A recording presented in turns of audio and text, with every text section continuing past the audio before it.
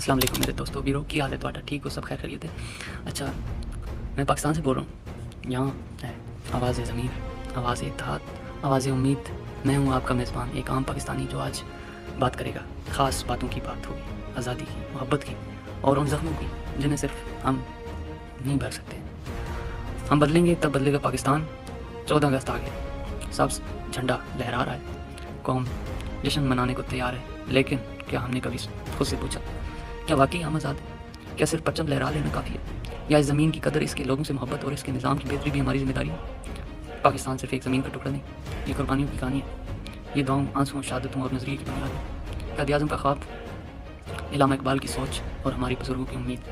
تو کیا ہم نے ان کے خواب کو پورا کیا, یا ہم صرف آزادی کا فائدہ لے رہے ہیں بغیر ذمہ داری کے؟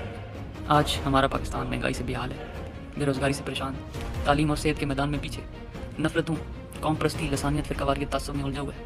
سچ کہوں, دشمن سرحدوں پر نہیں ہمارے رویوں میں چھپا ہوا ہے. فرقہ واریت, نفرت, قوم پرستی کے خلاف کیا پنجابی, پٹھان, سندھی, بلوچ, سرائکی, مہاجر سب الگ ہیں؟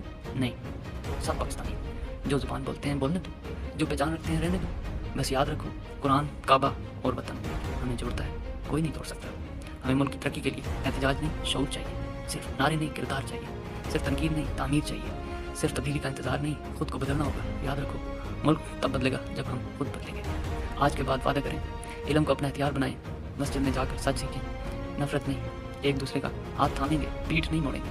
پاکستان سے محبت صرف زبان سے نہیں, عمل سے کریں گے. 14 اگست ضرور منائیں, جھنڈے لگائیں, گانے چلائیں, جو مرضی آپ کا دل کرے باجے بجائیں, پٹاخے ماریں, ٹھیک ہے. لیکن اس بار دل سے یہ بھی عہد کریں کہ ہم صرف پاکستانی نہیں, پاکستانی ہیں, بلکہ ہم صرف پاکستانی ہیں, اور اس زمین کو پیار, امن, علم, انصاف اور اتحاد سے سنواریں گے. کیونکہ پاکستان ہمیں ملا تھا, اب اسے بچانا اور بنانا ہمارا کام ہے. پاکستان زندہ باد.